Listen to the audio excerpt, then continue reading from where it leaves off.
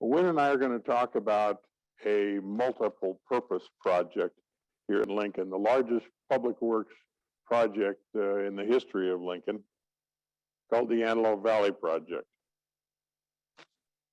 Okay, thank you. This is the location of the project. It's generally located immediately east of the University of Nebraska City campus. It kind of stretches from Cornhusker Highway or Salt Creek south to K&L streets, and then from the university campus east edge into the neighborhood to the east all the way to 27th Street. The reason we're working in this, we started working in this area is because there are multiple problems and there were multiple agencies that were trying to deal with these problems. It was the most flood-prone area within the city along Antelope Creek. It had the greatest and most severe threat. It had a segmented floodway with a gap in it, so it was difficult to administer floodplain regulations in that area. Became very challenging for people who were trying to live within the floodplain regulations. It was also an area where traffic was becoming more congested as the city was growing in different directions, particularly to the north and northwest. Increased traffic was a problem then and was only going to get worse. There were a couple of railroad crossings on 14th and 17th Street. There were a number of coal trains coming through, just kept increasing. So there's a lot of blockages at those rail crossings. And with all the people on campus and the other facilities around there, there's a great risk for vehicle pedestrian conflicts. There's also area where the trails kind of from the edges of town kind of came towards, but they didn't connect. They were never quite getting together. They left gaps at the end of those to get downtown. The land use in that area, particularly the commercial and residential, was very mixed, but it was depressed because of the floodplain. And so it was a lot of things were deteriorating in that area.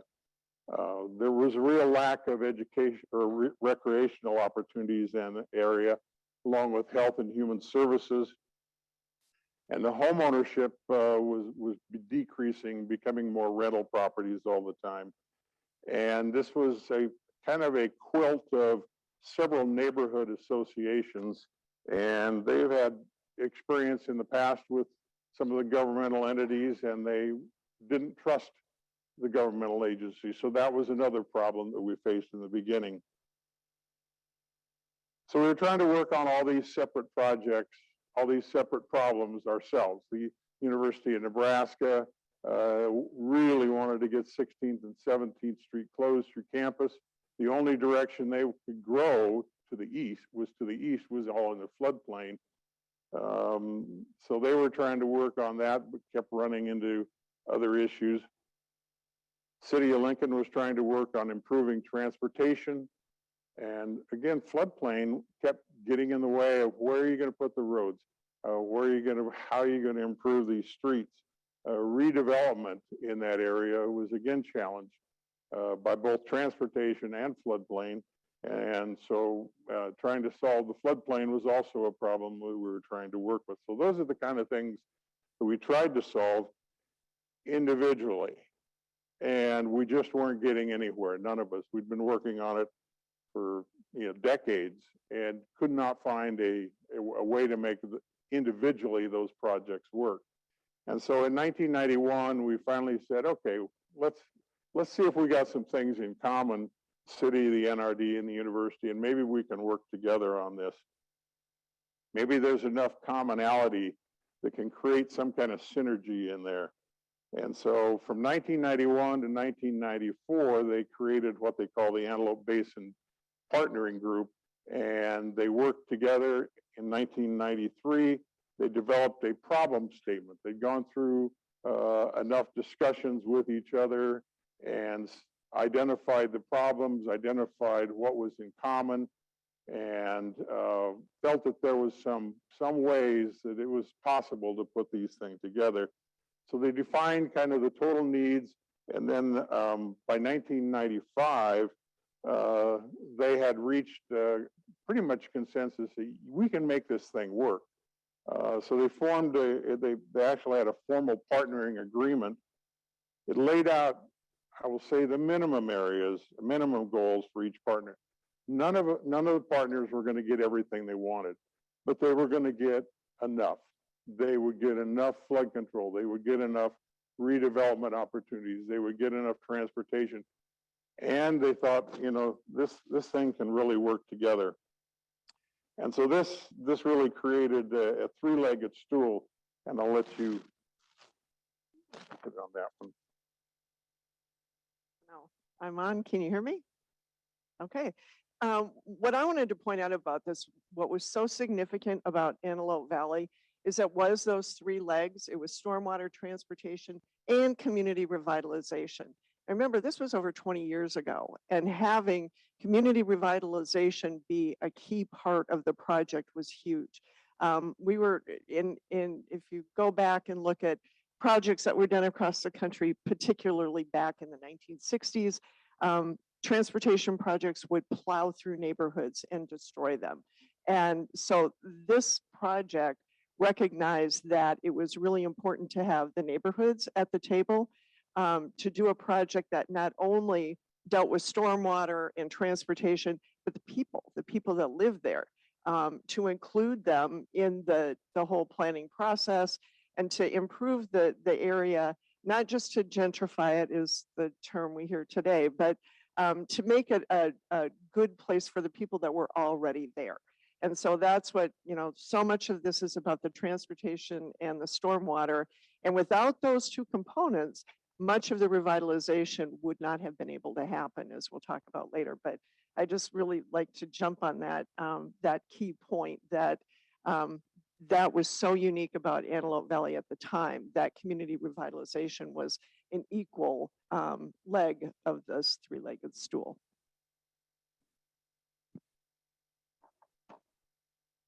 And I know, having been raised on a farm, I know that a one-legged stool can work when you're milking, right?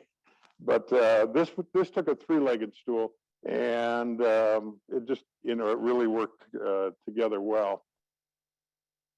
So we established this purpose and need for this project, and they identified, as Wynn said, the three legs of the stool: flood control, transportation, and community revitalization.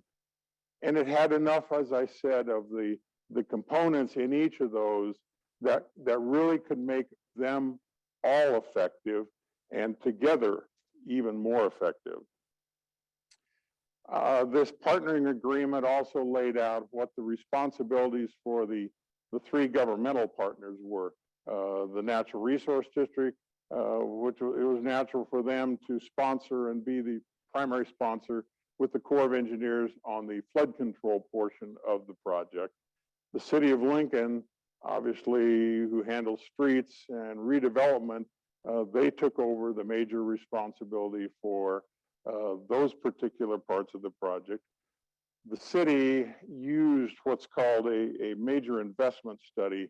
I think that term has changed now again, but that was, like I say, 20 years ago, and packaged all of the whole project together. All three legs of the stool were wrapped up in this one major investment study and the environmental impact statement. And that was this stack of documents about that big when you put them all together. And the University of Nebraska was a very important part in that they owned a significant amount of land in that floodplain that they couldn't develop, but would be needed for the project. And there were a lot of, and some of the buildings that were on there had to be relocated. Some parking, a lot of surface parking lots had to be put into, they had to build other parking garages to be able to relocate all of those uses. So we created what we call a one solution, a single solution. I said 1995 was the partnering agreement.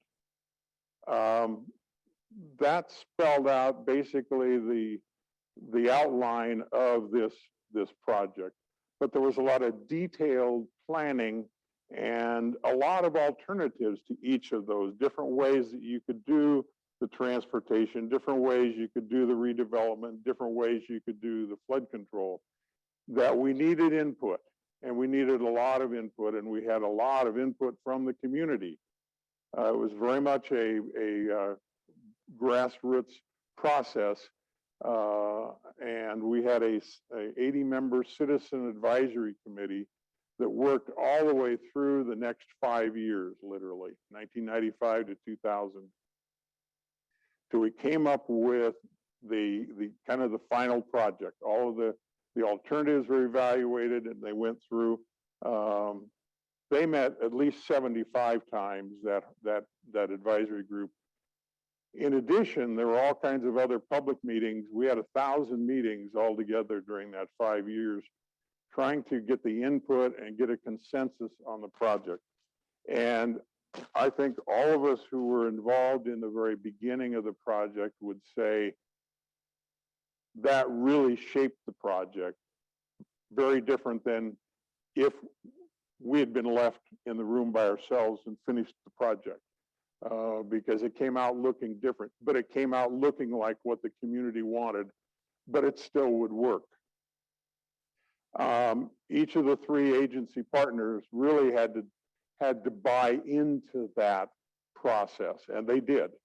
They devoted staff, they devoted money, they devoted the time, and to committing to that study process. And then once we reached the end of that study process and we had a single project, the approvals that all of them had to do, and they all approved the very same project by their governing bodies, the Board of Regents for the university, the Natural Resource District Board of Directors, the City Council for the city. They all agreed on one project, and that was very significant. And that was called the amended draft single package. This is really a comprehensive picture map showing the layout of the project, shows kind of the combination of transportation, flood control, and the area of the community redevelopment. But there were other agencies involved too, which helped the project, but also made it even more complicated. You had the Corps of Engineers. They brought money and a project to the table for flood control. Department of Transportation, obviously, that's where the money, federal money, comes from for roads and streets. Department of HUD, Housing and Urban Development, which was involved in the community redevelopment, particularly the public parts of the community redevelopment and some of the private ones. Each one of those agencies had very differing rules and processes and requirements that we had to follow.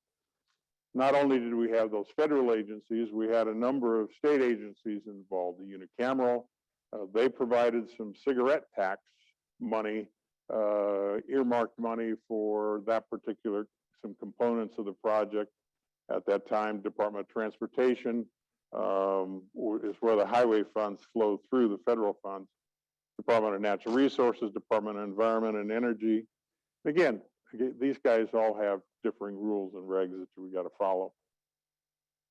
To make that thing work, rather than the individual agencies committing the detailed work of the staff, they went together and hired a consultant team to basically take it from 1995 to 2000 through the planning process, very multidisciplinary planning group of consultant teams. They continued then with a little bit of changes in roles and responsibilities and a few of the team members, but that consultant team continued all the way through the project until completion and did all the coordinating with the federal agencies. They kept the partners working together. And they did design work, they did the construction overseeing, and managed a lot of the financing of it. The implementation then, you've got these three separate agencies, and from an administrative decision-making process, it would have been extremely cumbersome and subject to a lot of politics because the project was going to take so long, and changes in boards and councils and that type of thing, that the three entities said, we're going to create a joint separate entity, and we're going to give them one job and one job only. That job is to implement this project. We'll give them the tools that they need, we'll give them the authority that they need, and we'll have it overseen by one board member for this joint Antelope Valley Authority Board from each of the three members. Every decision that that body made, that three-member body, had to be unanimous, and you had to have all three board members there to make a decision. So it really tied the partners together, committed them together, and to stay together to this project through the entire process. It was very unique at that time. The city has used joint public agency processes on several other projects since then, but this was the first one that kind of really broke ground, and it really kept the partners together and committed to the same project to see that it got done.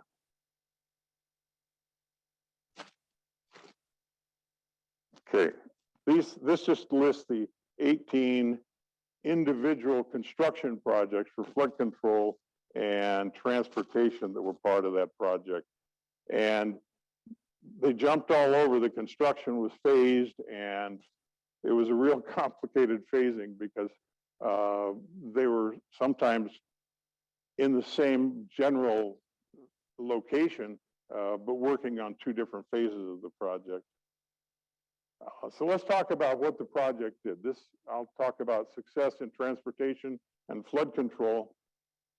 So when the project was done, there was a little over 2 miles of either new channel or widened channel for Antelope Creek, basically from J Street by Lincoln High all the way north to the Devaney Center where it goes into Salt Creek. That whole stretch and beyond, it removed from the 100-year floodplain, shrunk it down to stay within this new channel. It opened up 400 acres in that area of property that could be redeveloped. It could be improved upon for the existing businesses and buildings that were there. It also took 835 homes and businesses out of the floodplain, and so no longer had those flood insurance and flood building restrictions on them. The flood control project started in 2002 and was essentially completed in 2010. This is just some pictures kind of before showing flooding. The type of channel that existed through the city campus was just an old concrete line, narrow channel, and part of the channel is an underground box. It was a lot. It changed that whole flood management and where Antelope Creek flowed through that time period. So this is the map of the floodplain before the project. The blue area is the floodplain, and then the dark area is a floodway within the middle of the floodplain. After the project, it was 6 blocks wide essentially, and it shrunk it down to 300 foot wide. So it opened up, as I said, those 400 acres. The storm damage costs eliminated for a 100-year storm were $25 million that would have occurred, but were no longer going to occur. They were prevented from that. And then the floodplain was effective in 2010. This just shows we did it from the beginning, being aware that it was going to be a multi-purpose project and that the typical trapezoidal, concrete lined or rock riprap lined channel just wasn't going to work for this project. That may have come as a shock to some of us who are engineers, but fortunately there were some architects, some really smart people said, no, it can't look like that. It's got to be a better project than that. So we designed it then, so it was from the beginning a multi-purpose project. This happens to be Union Plaza, just an example. This would be a normal day with little water going down the center, but on a larger storm, it fills up and goes through there for a temporary period of time. And even the 100-year storm will fill up, but it still stays down in the channel, and the construction and potential damages within the channel were designed to be very limited from that type of occasional flooding. Did it work? Yeah, it did, because in 2014, we got tested on that project, and we had a storm that went through there that would have been $10 million estimated damages if the project hadn't been in place. And it's already been over that weir that was mentioned as part of the project a number of times, and that would have been overland flow otherwise. Transportation, this was a really big part of the project, and it really, what the end product primarily was two major streetways, new streets, one running essentially north and south and the other east and west, and replacing other streets. It was 6.3 miles of new streets, 12 new bridges, 3 new pedestrian bridges, eliminated those 2 railroad crossings, and it really smooths out the traffic and expands a lot of capacity to the system. The one roadway, the north-south, runs from Salt Creek all the way to K Street, and the other runs from basically about 29th and Capitol Park and Cornhusker all the way to 9th Street. Yep.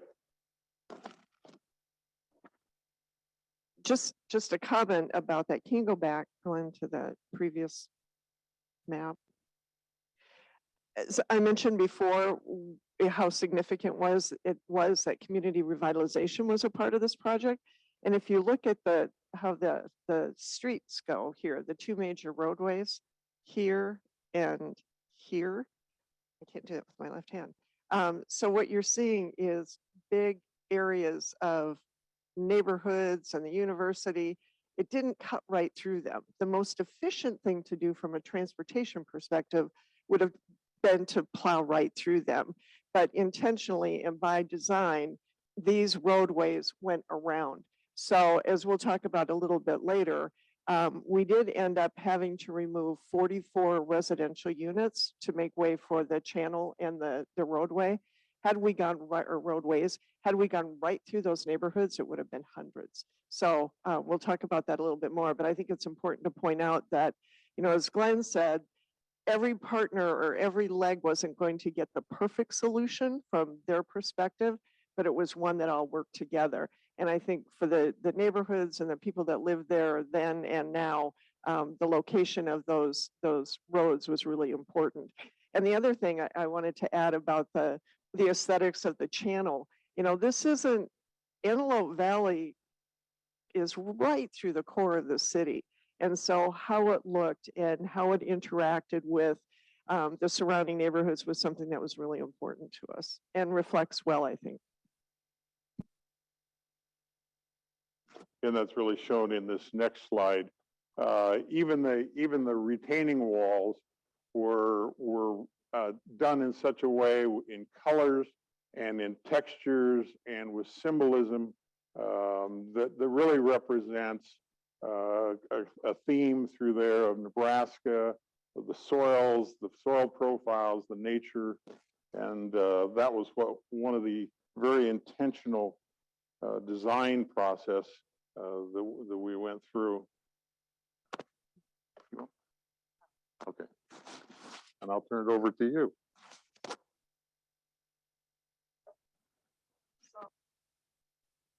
I think Glenn mentioned earlier, 6 trails edge of the city to the downtown, but they didn't. You hear me? I think it's cutting out.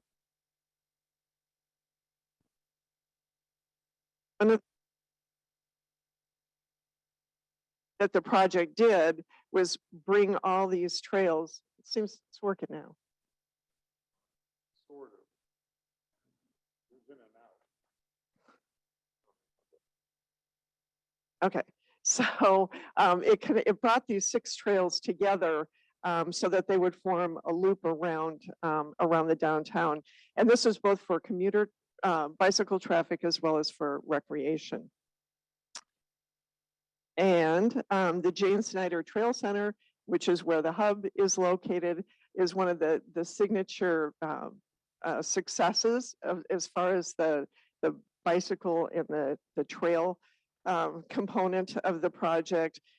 You see that you go down there when the weather's, even when the weather isn't nice, there's people down there, but family activities that happen down there revolving around biking and bicycles.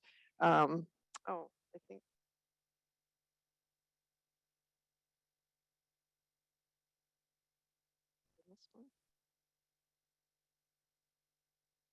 Well, anyway, it just shows the success from a bicycle standpoint of making that connectivity throughout the whole city. That's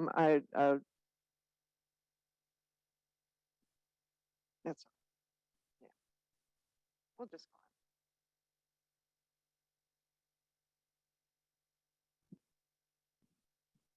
on. As I mentioned before, UNL, one of their goals in this project was to close 16th and 17th Street to through traffic to the arterial traffic and open up the area to the east of the campus for redevelopment, for new development, so that they could use it, build on it, but to also get a roadway skirting around the exterior of the campus. And that's exactly what they got with this project. It opened up about 50 acres of buildable land to them that was taken out of the floodplain. And one of their newest projects coming up is redeveloping the Textron area, which is just sitting there in basically concrete right now east of the campus. But they have big plans for that. Like I say, 16th and 17th Street did get closed for through traffic, so they're more an interior roadway now system for the university, making a little safer for the students. They still have to scamper across the street.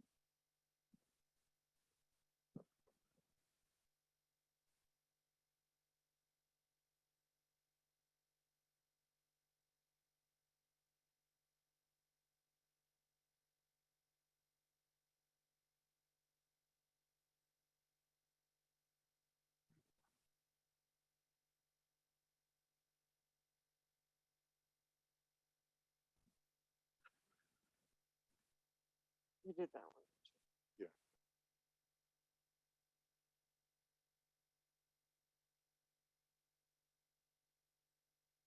Not advancing.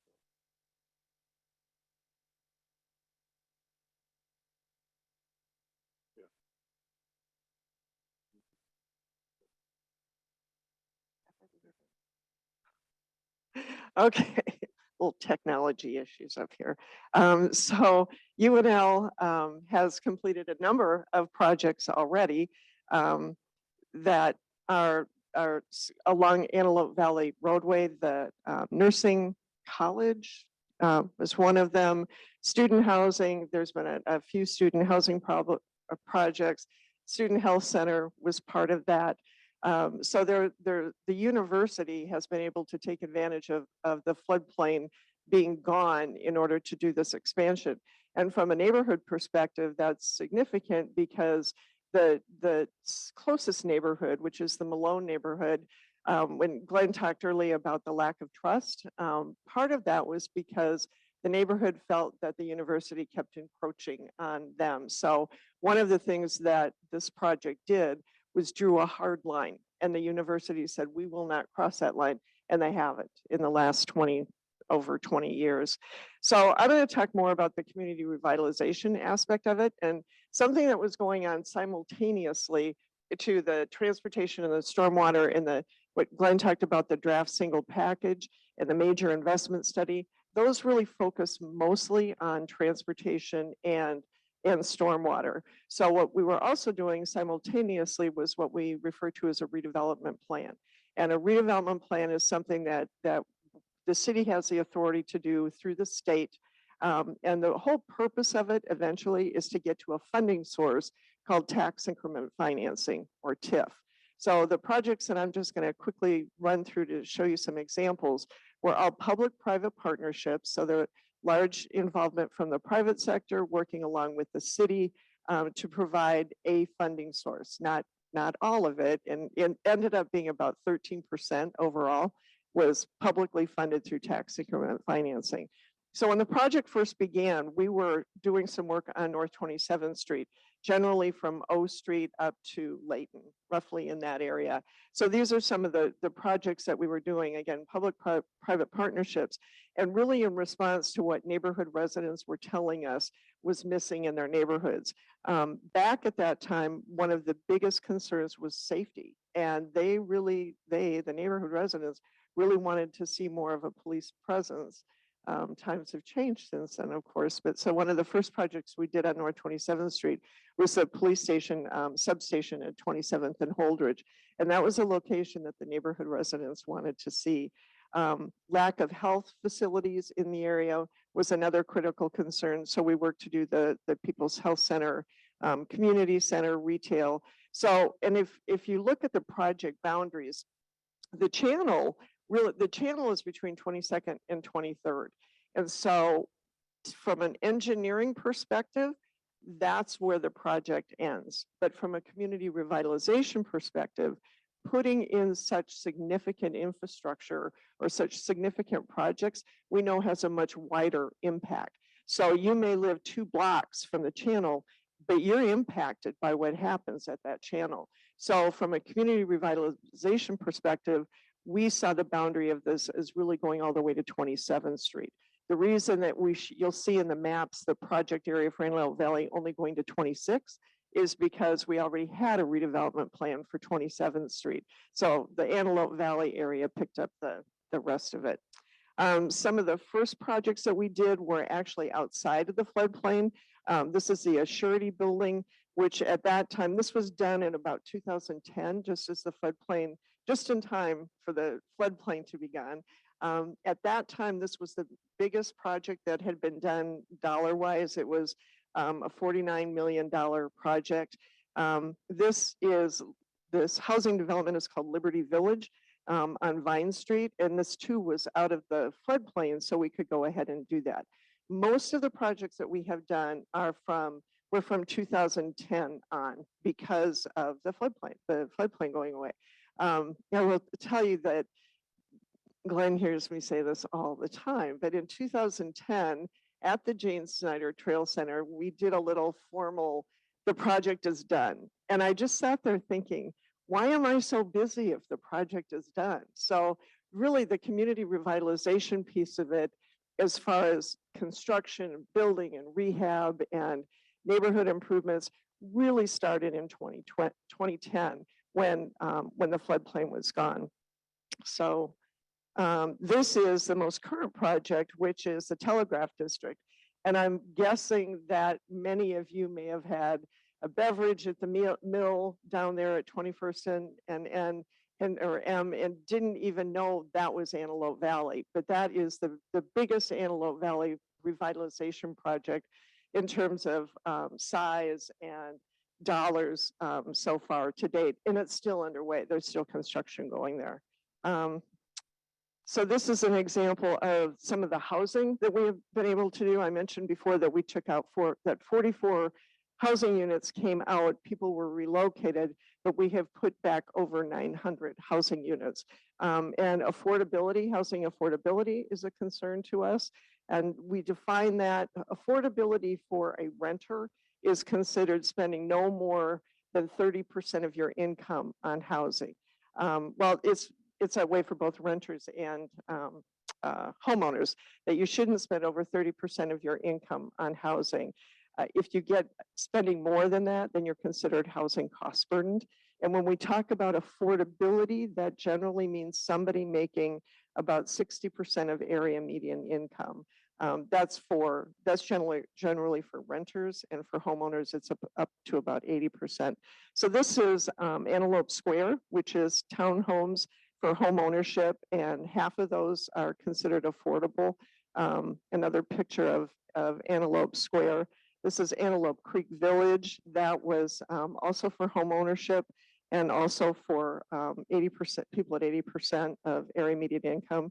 This project is just getting going, and I'm going to run through some numbers here real quickly in a minute. And I forgot to include this one because it's so new, but this is Antelope Square Apartments, and it's going to be about 152 housing units, some of those affordable. Healthcare, I mentioned, was a concern in the area. So another health facility we were able to do is on O Street, Health 360, it's called. Lutheran's Family Services operates that, but there's also mental health facilities available there, as well as a satellite office from the People's Health Center on 27th Street. So just a few stats. So since the project began, we've done 23 public-private projects. And what I would say is these are the projects that the city has been involved in. There's been a whole lot of other activity in the area that the city has not been involved in. So these are just the projects where there is tax increment financing involved in these. So we've done, out of those 23, 7 of them were non-housing. So a surety, for example, there's a Vietnamese grocery store on O Street we helped with, the health facilities, those sorts of things. 5 of the projects were considered mixed use, where there's housing included, but there's also some kind of retail or commercial involved. And we see a lot of that in the Telegraph District. And then 11 of the projects were just housing. So all in all, of the 23 projects, 16 of them had some kind of housing included. And I'll talk a little bit about that in a minute, but total investment so far, private investment for these 23 projects was about 307 million. And or total investment was 307, with 272 million as private, and TIF is almost 14% of that is at 37 million. And lastly, just a word about the housing. So 998 units, and I forgot to add in the new apartments, so it's 150 some more than that. Little over 30% of that was housing for students, not university funded housing, but private housing, but intended for students. So affordable housing, we've been able to do about 20% if you count the student housing.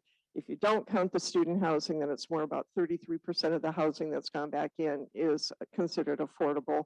And there you see the breakdown for rental, home ownership, and workforce just means it's a little bit higher income is all.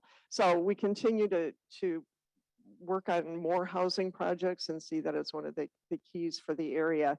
I mentioned before that these are very vulnerable neighborhoods, and some of the numbers that jump out at us if you're geeky into census stuff like some of us are, and you look at poverty rates and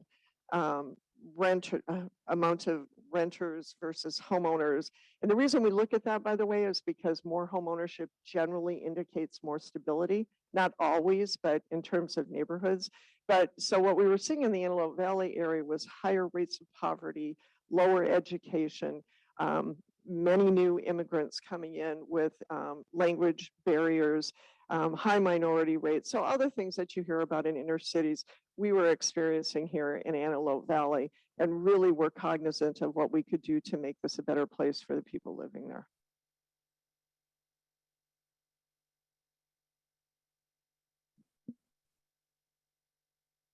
One of the other successes was in the area of recreation. One of the very first projects was relocating playing fields off of the city campus that were going to be in the way of the roadway and the channel, and relocating them to another site. And this complex was built on the south or on the east side of 27th Street, north of here, and is used jointly by the university and the neighborhood.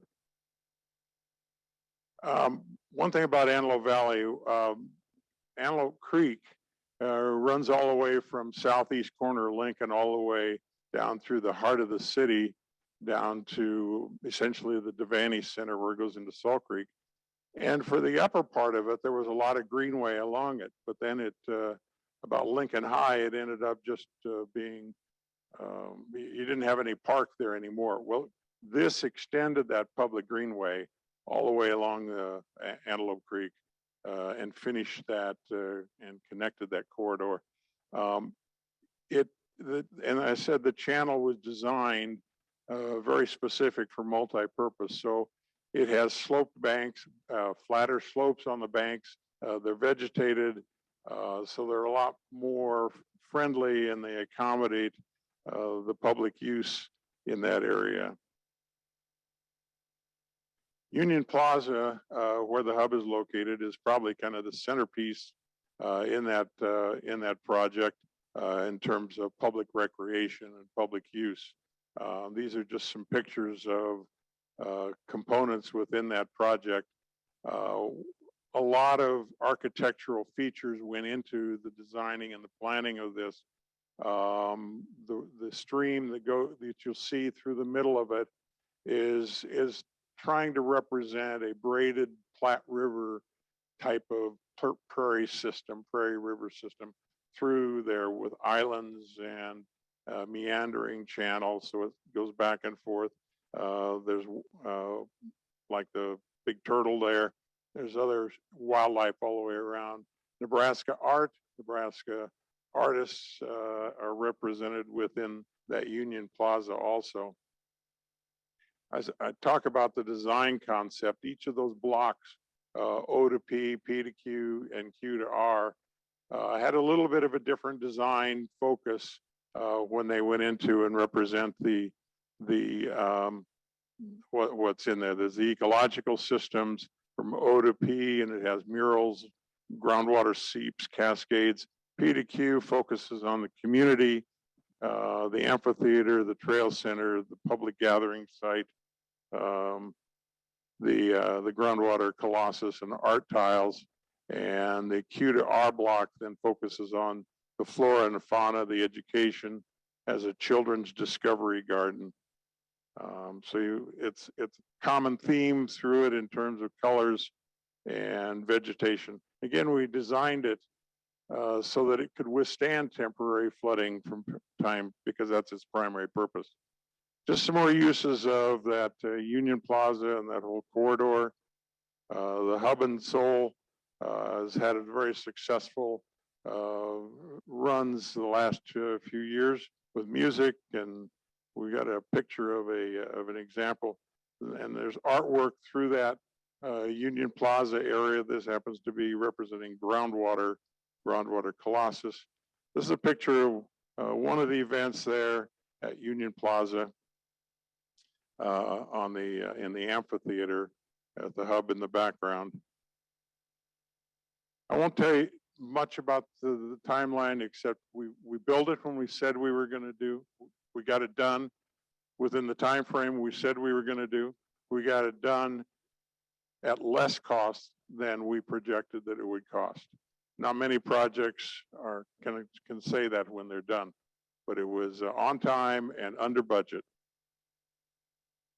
And it really created a strong partnership. The Joint Antelope Valley Authority, that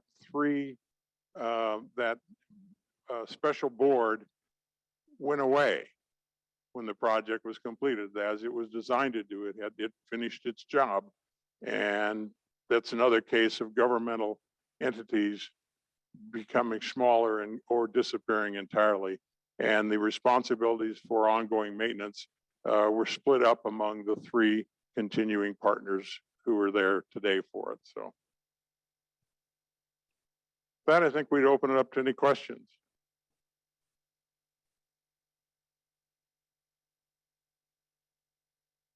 Okay, so questions?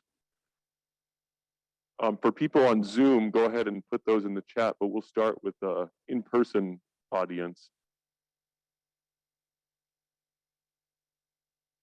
There was no public vote for this? This is all done through the partnership?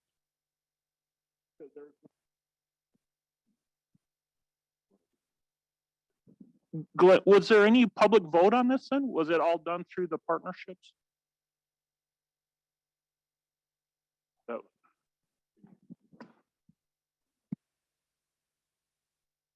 Yes, it was, no, there was not an overall, like a bond issue vote or a vote on the project. There was, you know, the three boards had multiple agency votes in public meetings on it, but it was not subject to public vote because there was not a bond issue passed for it.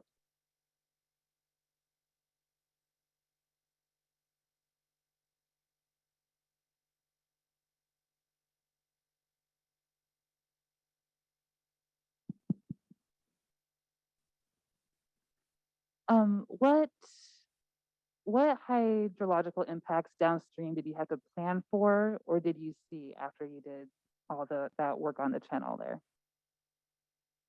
Like, did you see more flooding or water coming through faster or anything like that? Was what the question was, what hydrologic impacts, if any, did we see downstream from the project? We had to run coincident floods on Salt Creek and on Antelope Creek as to kind of test the project to make sure there weren't adverse impacts downstream. And because of the size of their watersheds, Antelope Creek is up and back down and passed into Salt Creek before Salt Creek, while Salt Creek is still peaking. So it's not adding on top of the flows.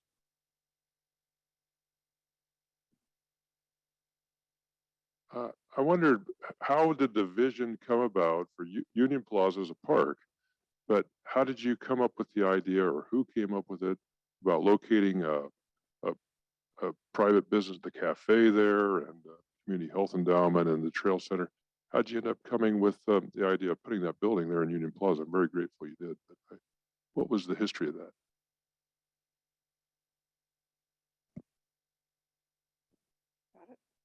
Okay. When we do a public park, a public improvement like that, having the activity in the park is really important. And actually, we tried to do more of that, but for mostly geological reasons, we couldn't. But it's to activate the park, to keep people there, to be bringing people actually into the park. So you'll see that in it's not unusual to see that sort of thing.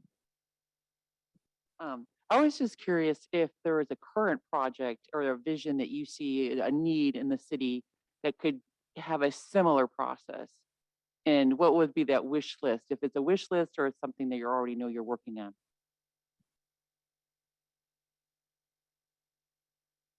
There is a somewhat similar project in terms of combining transportation and flood control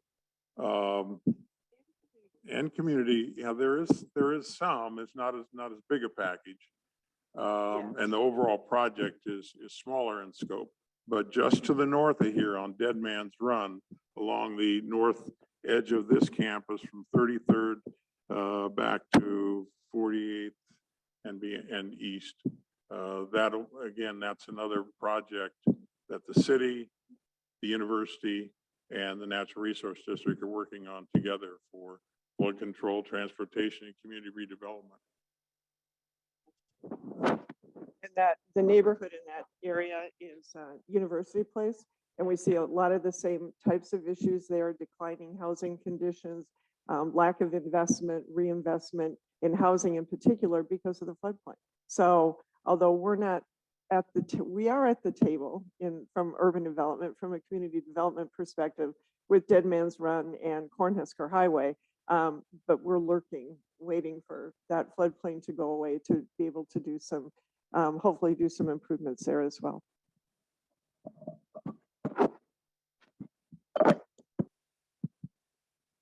Glenn, I'll ask a question. This was during your time as the NRD manager, but the big flood that we had in 2015 was humongous. And I'm just wondering if you'd comment a little bit on, you know, if we didn't have the project, then how it may have ended up differently.